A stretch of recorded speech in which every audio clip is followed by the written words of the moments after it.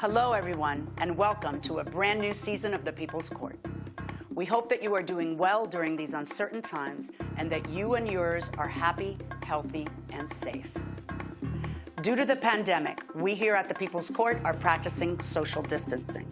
So we will be adjudicating cases right here from our very own virtual courtroom. We have added a new segment we are calling After the Verdict. People are always asking our three daughters, what's it like to be raised by two judges? Well, I'll tell you what it's like. It's all law all the time. So we thought it might be interesting to share with you that discussion and debate about the law. Hello, everyone. I'm Judge John Schlesinger. During my legal career, I served as a federal prosecutor for over 17 years for the United States Attorney's Office for the Southern District of Florida, prosecuting everything from drug cases to terrorism cases. After that, I served for 15 years as a circuit judge in Miami, presiding over family cases, criminal cases, and civil cases. Marilyn and I will be sharing some insight into the legal principles that judges rely on and giving you a behind-the-scenes look into how judges think. So, welcome back. And now, the People's Court is back in session. This is the plaintiff, Rachel Janak. She says the defendant is her ex-boyfriend, and she foolishly loaned him money to fight a custody battle he was having with his ex. 1 week later, after giving him the money, the guy blocked her. She never thought she would be treated like this by someone she was dating, and is here suing him for the $2,500 she's owed.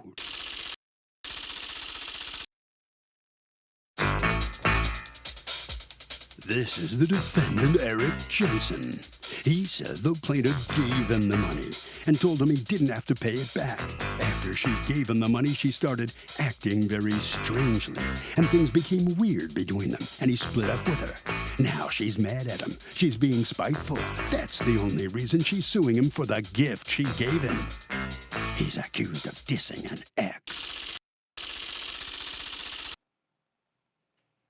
All parties, please raise your right hands. What you are about to witness is real. The litigants are not actors. They are involved in legitimate disputes, and they have agreed to have those disputes settled here in our forum, the People's Court. People's Court is now in session. The Honorable Judge Marilyn Milian is now presiding. Litigants have been sworn, Your Honor. Thank you, Douglas. Okay, Ms. Janak, talk to me. How is it that you met the defendant, Mr. Jensen? We both work in the entertainment industry. I am an actor. He is on the production side of the business, and I was doing background work on a television show. We connected via social media after I had been to an open call audition in Poughkeepsie, which is where he lives, for a TV show that he was doing production work on. Okay, and how long did you date? You folks met in April of 2019? Our first meeting was in April, yep. And how long were you dating before you forked over $2,500? Foolishly, only about 5 weeks. All right, and were you exclusive? I was at the time. I was under the assumption that he was. Yeah, but did you know whether he was exclusive? You thought he was? I thought he was. Mm-hmm. All right, how often would you see each other? I made between half a dozen and a dozen trips down to Poughkeepsie from where I currently reside in Schenectady between April and June while we were dating. Okay. And that's really the only time that I would see him. All right, so how is it that, did he ever go to see you in Schenectady? No. Okay, because that's the first clue we have, right? When, you know what I mean? Okay. I know. So let me ask you a question. How is it that the subject of loaning him money came up? He had mentioned before we went on a weekend trip for Memorial Weekend to visit two of my best friends, he had mentioned that he was in a custody battle with his ex and that it was getting very nasty and that he at the time didn't have money to pay for the lawyer to go to court. It was kind of brought up in passing. We didn't really talk about it again, went away for the weekend, and then a few days later it came back up again, and I basically made it clear that I would be happy to loan him the money so long as and under the only condition that he paid it back to me. Paid it back to you when? Oddly, we never had that discussion. He had mentioned that he was working on a book deal, which he had provided me a sample chapter of to provide some feedback. And he had mentioned that he was working on a book deal that he expected to be getting paid from sometime at the end of June. and that he would pay me back. Okay, was he working at the time you were dating him? Yes. Okay, so he wasn't out of a job at any point in time that you know of? Not that I can recall. I knew he was working for a couple All right. of production studios. Did she loan you $2,500, Mr. Jensen? Yes, she did give it to me, but there was no exact time and date to give it back to her. And it was also said that it was no rush. Don't worry about it. Take care of what you got to take care of. And when you get back on your feet and you're in a better financial standpoint, then we could work something out. But there was never a date, a time frame, or anything like that. Tell me what you do for a living. I'm a technical consultant. I work with writers, producers, directors in the film and television industry. I was working at the time. I just didn't have enough funds because I just moved into a new place, and work, as a lot of us know it in the entertainment business, comes and goes. So sometimes I have a month, 2 months off. So my nest egg was non-existent. So yes, Okay. she Do you offered work as to an lend me actor, money. or have you worked as an actor also? Yes, I have an escape at Denimora. I was an actor. Yeah, who did you play in that? I played a Nazi who starts a riot. Okay. So at the time, were you dating her? I didn't see it like that. I mean, we you know, it was casual. It was casual. Okay. And tell me how the subject of taking $2,500 from someone you're seeing casually comes up. Well, it was a very awkward conversation because I don't ever like asking anybody for help, but I was going through something in family court, and I did need money, and I didn't come out and ask her. She actually offered to give me the money, so it wasn't like I asked her Okay. to borrow money. She offered it to me. Yeah, I understand, and then you took it, though, right? And the idea is that you're supposed to pay it back. Correct. It's been now how long, Mr. Jensen? Because you're not saying it was a gift. You know you're supposed to pay it back when you June. can. How long has it been? Correct. I believe it was June, so it's been about 13 months, I believe. I haven't been able to have contact. Yeah, with have you her. worked in 13 months? Have you worked? Yes. Yeah, right? So I think you can pay it back. Why have you not paid it back? From my understanding is that she wasn't willing to work out any kind of payment arrangement with me. It was either all or nothing. Right, but see, if 13 months have passed, you could have had a little box where you put your little payments into, and then you could have paid the whole thing off. So I'm trying to understand how it is that after 13 months, you have not paid her back. It's one thing if you dumped her the day after she gave you the money, and oh, by the way, how did you two stop dating? So I had made a trip down to celebrate his birthday with him on June 3rd. His birthday is June 4th, and sent him gifts that following weekend. I had also made plans to take him on a surprise birthday dinner for June 5th, per his request that was the evening that I was allowed to make plans, at which point he had some other thing going on with family court and had no sense of urgency to get home. There was a miscommunication between us about the fact that I had planned something as a surprise, so he was allegedly unaware that I had made plans for us that evening. So I canceled the reservations and chose not to go down to visit him. That would have been June 5th. And then the very next time that we saw each other was about a week later, June 13th. I drove down to visit him, and I could tell that the chemistry had changed. It was a little different. There was not as much of a connection there. I slept on the couch. And this was how long after you had forked over $2,500, remind me? 2 weeks. Oh, sometimes they're just not that into us, and the signs are all there beforehand. Unless you can afford to let $2,500 go, there's truly no reason for you to be loaning a guy you just met $2,500, because we have a name for people who do that, and we call them litigants. You see, you keep me in business. So I hope that you've learned a lesson by this, and you realize that you were kind of being used, I think. I think it's pretty evident that you were being used. You know, when he says, oh, I had no way to reach her, I'm not sure what that means, because I see a series of texts where she's trying to reach you to get you to not be a deadbeat and pay back the money that you owe her, and you're completely ghosting her. So, and except for the one time where you say, oh, I'm so sorry, I'm going to keep up my end of the bargain, which of course we all know you didn't, because 13 stinking months passed, and you've been working, and you haven't paid her one penny. Not one penny in all this time. You're going to tell me that in a year you couldn't save up the money to pay her? Your Honor, I haven't worked in 6 months due to this COVID-19 here in New York. Also, it wasn't factual like she said. It is weird things started happening. It wasn't that I just ghosted or anything like that, and I didn't want to give her the money back, but there was times where I'd come home, she'd be outside of my house, late night coming through, parking in my parking spots, and it was weird. It was weird. So that, in fact, is what, kind of like... So she was kind of stalking you? Weird, yes. How far did she live from you? About an hour, 20 minutes, I believe. So finding her unexpectedly in front of you, in your parking lot would be kind of weird. Yes, yes. All the more reason to want to get rid of her and pay her off, right? Pay what you owe her and then not have anything further to do, right? True, true. Yeah, but that's not what you did. No, my financial situation hasn't been the best in the last year. Did you ever tell him you wouldn't take payments, ma'am? We never had a formal discussion about it. I did try to reach out to him in, I believe it was the end of September in that string of messages, where he had mentioned that he was going to uphold his end of the deal. And I said, you haven't tried to make a payment plan or anything like that. So it's not that I was unwilling to have that conversation, nor was I unwilling to accept. You never told him you weren't willing to take a payment plan. He never told you I'll make payments, and you never told him I need payments, and you never said I won't accept payments, right? Correct. Okay. Here's the communication between you two. The money I loaned you, she says, and you still haven't paid me back. I've been trying to reach you for months to no avail. According to the last direct message you sent me, you have this new number which explains why my numerous texts never successfully reached you. And then you say, huh? You gave me that money and said when I get right to give it back to you. Well, I guess you're going to have to get online. Baby mamas took me to the cleaners.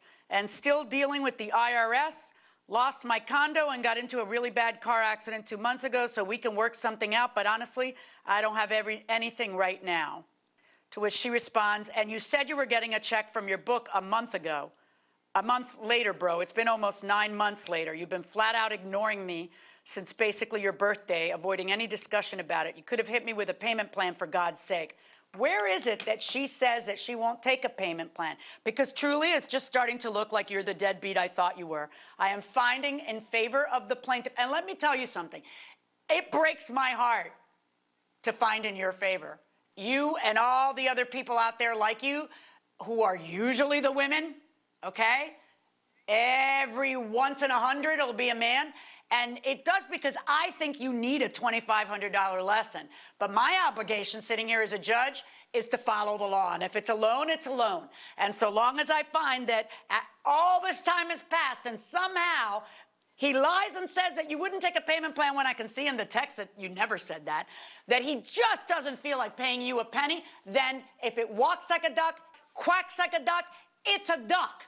And you're just the kind of guy who takes money from a girl he's dating and then ghosts. Maybe he even changed his number after that.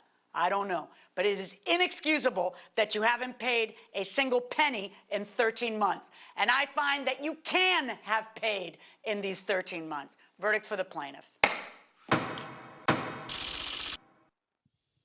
Well, the plaintiff gets her money finally from the defendant, Mr. Jensen. Mr. Jensen, let me talk to you for a moment. The judge just kind of slammed you, gave you quite a lecture. You're a deadbeat in her mind. What do you think about what she said to you? Well, I mean, she offered me the money, and I told her when I get on my feet in a better financial situation, I would give it back to her. And I haven't been in a better financial situation, so there was no way for me to give it back to her. It doesn't make me That's quite a deadbeat. Quite a sob story. Quite a sob story you had for her. The judge thinks you could have given her something, but 2 weeks after she gave you the money, it was all over? Wow, what a shame. Anyway, that's what the judge thinks of you, and it's not very nice. Okay, sorry about that. You owe her the money. Ms. Janak, let me ask you something. The big question here is, have you finally learned a lesson? Hopefully you have. Absolutely. All right. It's all over now, right? It's just over, right? No connection with him anymore.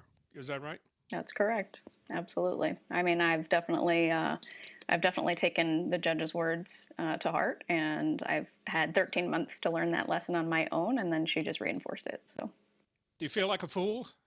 oh, 1,000%. I feel like I'm a stupid girl who fell for a stupid boy. Well, then you did learn a good lesson. All right. Thank you very much. Congratulations. You're going to get your $2,500 back.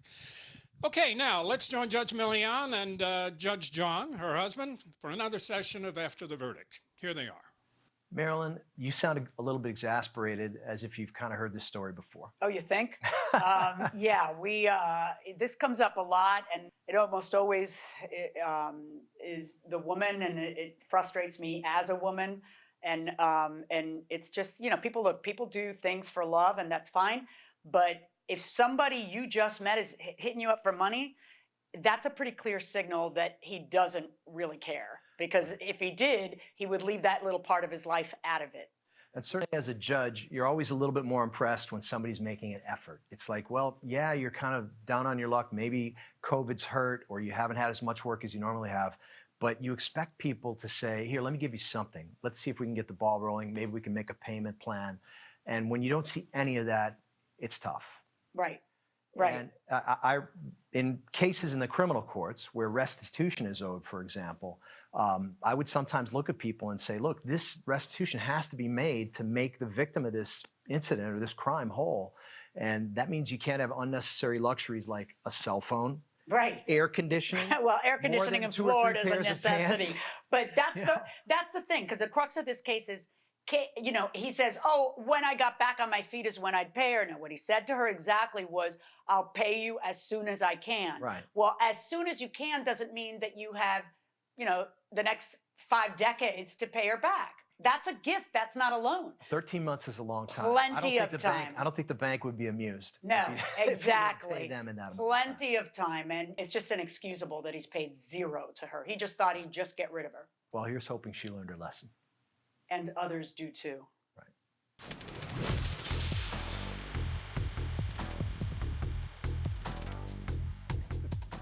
Beverly, look, if you don't have insurance, that's a violation of law, but it has nothing to do with the fact that a drunk driver hit your parked car. You absolutely, positively, unquestionably, undeniably have a right to sue that drunk driver and get your money back. By the way, if he was drunk, throw in punitive damages. That'll do it for this case. Litigants for the next case on the way into the courtroom right now.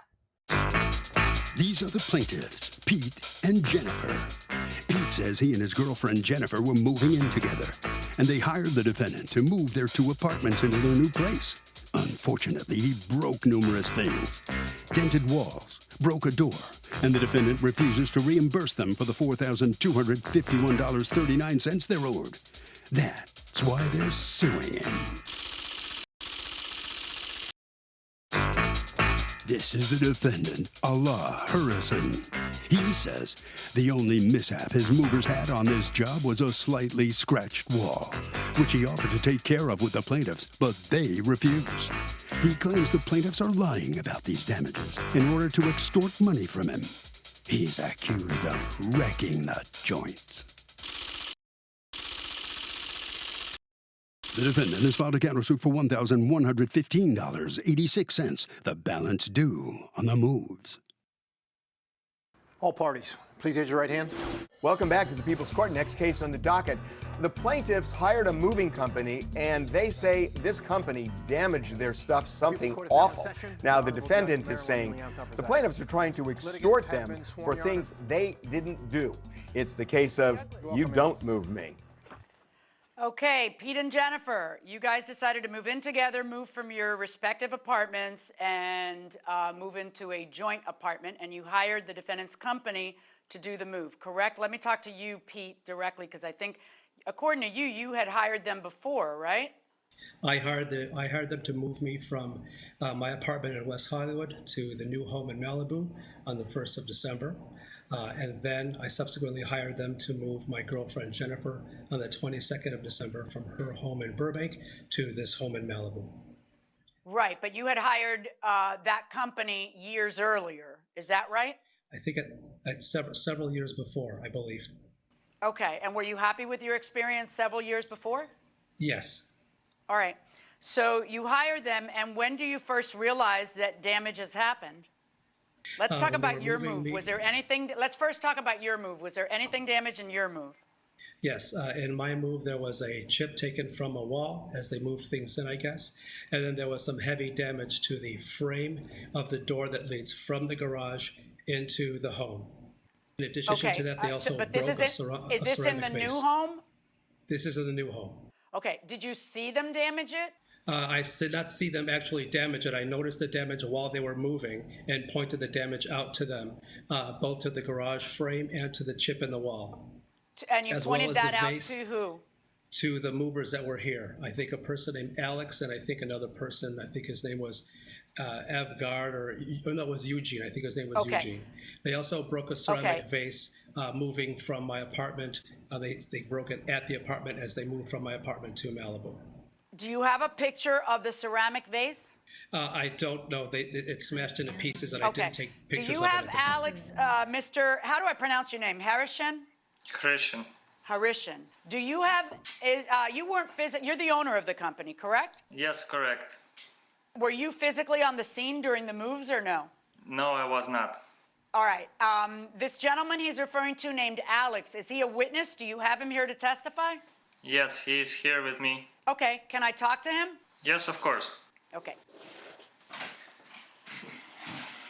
Okay. Hello, Hi. What's your name? my name is Alexander, but you can call me Alex. I will call you Alex. Thank you. Douglas, can you swear him in? Yes, ma'am. Raise your right hand, please. Yes. You solemnly swear to tell the truth, the whole truth, and nothing but the truth, so help you God. Yes. Your Honor? Okay. All right, sir. So you were at the move. Did he show you damage to the garage door and point it out to you during the move? Yeah, he told me about this damage in his new house. And he showed it to you? Yeah, he showed me. Okay. And did he also show you damage to the corner of the wall? Yes, but he said, don't worry about this small crack on the corner of the wall, because he has a handyman person who gonna fix it this. If they okay with that, or let me what just you have to ask you. What about the garage door? Because he wasn't okay with the garage door. He showed you the damage to the garage door. Let's get a picture of that, because that's pretty substantial. That's not a small damage. The garage door is, yeah. I said to him, we didn't do this because it's so hard to make it. This frame is a metal frame, and you can see it's like a tree impact. I said, my guys and me, we didn't do this. What did do it? How did that happen? Something hit it. I don't know. Okay, let me hear from the owner. Mr. Harishan, tell me something. He tells you about this damage pretty quickly, because I know he brings it up to Alex. So he tells you about it, and he's very upset. And what do? You conduct an internal investigation. How many movers did you have on that scene that day? 3 guys. So at some point, you speak to the 3 guys, and what happens? Everybody says, wasn't me, that they didn't hit the garage door? When a claim arises, we would investigate and ask each mover who was there. Yeah, but if I was a mover who did it, I wouldn't have an incentive to tell you about it. You're my boss. I don't want to get fired. Like, let me ask you a question, Mr. Pete. There's some walkthrough that happened before this, before you moved in. And in that walkthrough, you list everything wrong with the place. And one of the things he didn't list was this, because this wasn't there then. So it seems to me it probably happened during a move. Now, you say, according to you, what was damaged? Let's go through it, because he's right. You know, there are places where you say it's at least $500 worth of damages. Then in a review, you say it's at least $1,000 worth of damages. And now you've come into court asking for $4,000 worth of damages. So it is kind of frustrating. You're going to have to prove up your damages. Understood. I had estimates done beforehand. I based my estimates, my own personal estimates, for example, of the garage frame, based on a frame that I found at Home Depot. I then had a contractor come in and give me a bona fide estimate, somebody who's local. And they came up with the $1,500 estimate for the garage entry frame. But it's just a metal frame around a door. Why would it be $1,500? According to them, it's more than that because it's not just the frame. You'll see that the area behind the frame is dented. I'm just providing their estimate as to how much it takes to fix it. Are you blowing it up? Because it sounds like it's a little blown up. Let me ask you a question. Which document, which vendor is the one? Would be the contractor. Okay, thank you. Give me one moment. Okay, that's just typewriting on a piece of paper, Pumpkin. There's not even a signature, and there's certainly not letterhead on that. I understand. Yeah, that's not going to hold up in court. You're out of your mind. And what happens, Douglas, when people don't give me proof of what something costs? Oh, are we back to rough justice again? Yeah, don't you feel like you say that all the time? I say that quite a bit. All right, let me ask you a question. Let's go back to, and let's go to the list of things you think they did wrong, Mr. Pete. You say that in your girlfriend's, actually, I really should be asking Ms. Jennifer. You are saying that in your apartment, a door was cracked because someone left the deadbolt open, and I guess slammed. It's not just that they left the deadbolt open, and then they have to slam the door to get that kind of a crack. Let's get that picture up. So this is the crack in this old door from your Burbank apartment, right, Ms. Jennifer? Yeah, in my and condo. What did your landlords keep for that? They kept how much? $2,203. Yeah. Are you kidding me? Can I see proof of that? Let me see how they kept $2,200 and whatever dollars. Let me see it. That's in a letter that we submitted along with their contractor. I thought it was outrageous too. It is outrageous. My landlord. Yeah, I thought it was right. outrageous and it's outrageous. But you fold it over and then you want to collect from him. But the measure of damages, if you can prove that he did it. No, well, you didn't fight your landlord and say absolutely not and go to court. I did send her a letter. No, not in court. And then what happened? Did you demand the money to get paid back to you? No, you let it ride. No, she sent me a letter saying that her cost, and she sent me an estimate of everything she spent to get the door fixed. Yeah, I know, but it's nonsense. This is an old door. It has a crack in it. The idea that that's $2,000 is utter nonsense. Before.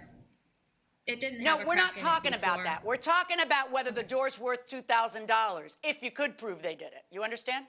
Right. So I'm going to assume for the purposes of our debate that they did it. I'm going to assume they took the deadbolt, opened it, and then banged it over and over. Let's assume that, okay? I think the wind... That door's not worth $2,000.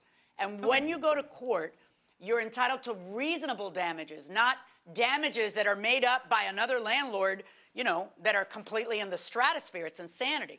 Now, did your guys keep that deadbolt open, and is that how that cracked? Because she's positive it wasn't there before. When I interviewed our movers, they answered me that none of them has extended the deadbolt, and this is not our normal practice to extend the deadbolt. Otherwise, we would have these claims every day. So, according to your movers, they did. What's your policy? Your policy is to use door stops, I imagine. Door stoppers, but in this case, the door stood open by itself. Okay, let's look at the picture. Let's go now, Mr. Pete, to the closet door. I think that's the only thing. And actually, in the corner of the wall damage. Let's see. Closet door nick. I have it up now. Is that the closet door nick? Yes. Which apartment is that in? That's at my condo. The Jennifer's condo. Why would they be inside your? Is that the door itself? Because do you have a picture from further back? When you come in the front door, there's a closet right there. So when the front door it hit the closet door. What did your condo association charge you for that? It was $219.35. For a whole new door or to repair it? No, just to repair that damage. $219.35 for that. Okay. And I know you guys are going to say we didn't do it, but it looks like something that happens when you're moving, furniture. That because it's the way that it's ripped, doesn't it? Yes, this Mr. something Harrison? that our guys mentioned that they did small scratches and they did in the her damage, apartment. At her apartment. They yes. mentioned. Okay, let me talk to you, Mr. Pete. When I look through your pleadings, I see that you want $201 for a vase, but you have no picture of a broken vase. You want $219 for the closet door. We just talked about that. You want $1,983 for the front door replacement, which is the front door of her place, because that's what the landlord kept. Doesn't that seem a little fishy to you too, Pete? That they would keep $2,000 for a 30-year-old wooden door? Even if you went to a custom builder, it wouldn't cost that. It's nonsense. Judge, actually, that's exactly what she had to do. The HOA required that the door match all the other doors in the complex, and the landlord Okay, but let me tried to go ask to you Home this. Depot How are you to going to find a prove that door. they're the ones who cracked it? How can you pin it on them that they're the ones who cracked it? How are you going to do that? None of us extended the deadbolt, and we pointed out the crack in the door Well, they to say them they didn't before either. they left. So then I've got the door same wouldn't proof even you shut. did it as I have that they did it. Everybody says they didn't do it. So how are you going to Yeah, prove but the door by a shut preponderance of the before. evidence well, don't talk over me. How are you going to prove by a preponderance of the evidence that they broke that? All I can say, I can't prove it. All I can say is that the deadbolt was extended and the wind slammed the door shut, and that is what cracked the door. And I did not do it. And you Jennifer say did you not didn't extend and it, Noah, the and they 7-year-old. say they didn't extend it either. Everybody says they didn't extend it. So how are you going to prove that they extended it? You didn't see them extend it. You didn't see the damage happen. Okay, let's I talk saw the now damage about... after. In your counterclaim, you're suing for $545 for 5 extra hours of work. Where was the 5 extra hours of work? Well, this unpack service, the booking service, they're required to list every piece of furniture that they want to move and prepay the move. When we came to their place, there was twice more of furniture, and we Prove that, still because moved I it. don't see you. Just a second. Then that means that you need to have a new contract done at that time. I mean, I've moved 100 times. I know exactly how that works. If you go there and it's twice as much furniture because they were trying to scam, then you say, whoa, whoa, whoa, whoa, whoa, whoa, whoa. You have twice as much furniture. You do a new contract. Did you do a new contract? We actually signed an additional list of items that Pete wanted to move, and he approved it, that he wants to move these may I items see that? Hold top on, of hold original on. plan. Show me where that is. Show me the piece of paper so I can find what you're saying. Did you give that in evidence? Yes. It looks like this, and there's a signature too. So you did sign for extra items, right? I'm looking at your signature on the extra items. They brought all of that I don't care up about the after beginning. the Did you move was sign for completed. extra stuff that needed to be moved? Yes or no? Is that Yes, your after- signature yes. right here? Yes. So it was more than what it you. was I got too it. much stuff. I was moving from a 1-bedroom apartment, so I don't know where I they don't came up with all the care. extra I stuff. don't care whether you regret signing. I care that you signed. You see, I don't care if you've thought it through now and you wish you hadn't signed. I'm not going to debate with you how much furniture fits in a 1-bedroom. I want to know whether or not you had agreed to the other charges. Okay, so we have the vase that you're suing for. We have the closet door that you're suing for, which they admit. We have the front door replacement, which I don't think you have enough proof of. We have the corner wall, which they admit. Where do I find the receipt for $334 for the corner wall? Did you send that in? That's the same estimate that you discounted because it was not a letterhead. Well, it's just typed on a, okay. So I need to estimate the damages myself on that one. Give me 1 second to take a look at it again. That's this one, right? Yes. Okay. So, and the garage frame.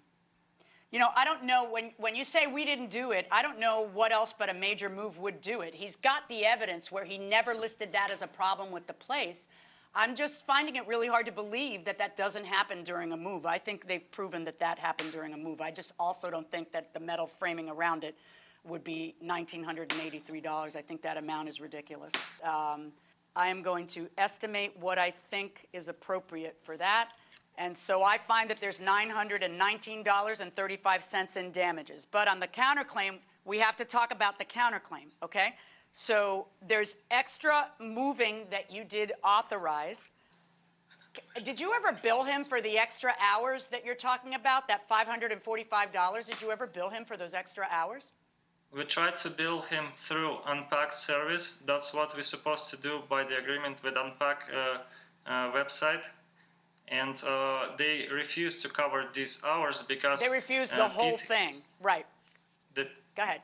The Pete didn't pay initial payment. He paid only $60 or so. for I the paid first move. 10% they required me to pay. Right, I got it, guys. All right, here's what we got. We got these cross claims between you guys. You say they did all this in damages. You say they owe me money. You're right.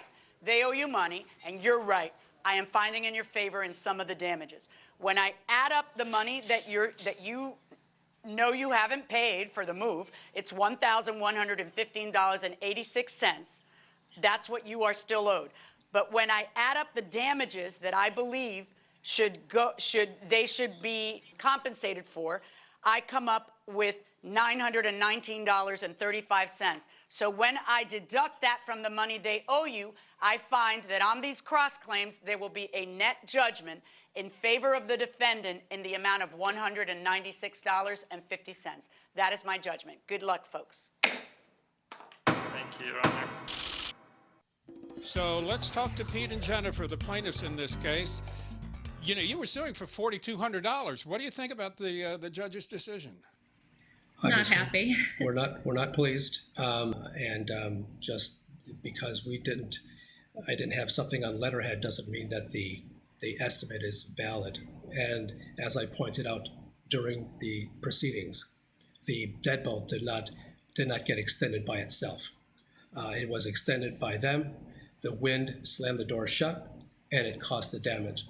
So I'm sorry that she made the decision that you're upset with, but that's the judge's verdict, and there's not much you can do about it now. You know, I wanted to ask you a quick question. How's life in Malibu? Life is pretty good Crazy. here. We live across the street from the beach, and we're doing well, and we love our new home. Yeah. All right. Well, thank you very much. Sorry you didn't win. Let's talk to the defendant now, Mr. Harrison. Sir, you're not getting much money, but hey, almost $200. It's better than nothing. What is your reaction? I want to thank you, Judge, for the right decision, and I want to say that we didn't do those big damages. We did small scratch, one or two. So this is what it is. That's the nature of the business. Well, we understand. Well, thank you very much. Congratulations. Okay. Now let's join Judge Millian and her husband, Judge John, for another edition of After the Verdict. Well, Marilyn, a lot to unpack with this particular lawsuit. And if you're like me, when those movers come to your house to get you in or out of an apartment or a home, you're on pins and needles, and you're just all the time waiting to hear something break or see something break. Waiting to hear something break, and you can't be. What you really would like to do is watch them every single second. Right. Because I just I'm doom and gloom. I mean, I just assume everything's going to go wrong that can, and so. Whenever I've used movers, I've always been right on them all the time, but it's almost impossible. Right. Honestly, I think maybe what you should do is get a videographer like you do for weddings, when have them just do the whole thing. I know, but you may need 3 videographers because there's 3 guys. I mean, it's just impractical. You can't. You got to go on faith. But, maybe the thing to do is to video your apartment soup to nuts, super, super slowly, every little part of it, so that when a damage happens, you can say, hey, look, I videoed that. That wasn't there before you got here. That might be the only way to be able to prove that the damage happened during the move. Right. Well, you compensated them for what you thought was fair. Right. And they still owed that man a lot of money. Yeah.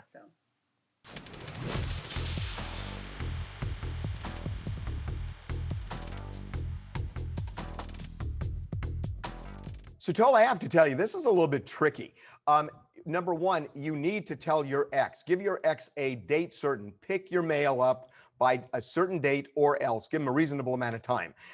The problem is, do not destroy his mail, that's for sure, because that's a federal crime. So do not destroy his mail. What I would do if I were you, and I know this is a little bit of a pain, you might either take it to the post office or you could leave it for the mail carrier to pick it up if your mail carrier picks up mail at your home. But do not destroy it. And I guess for your boyfriend, good riddance.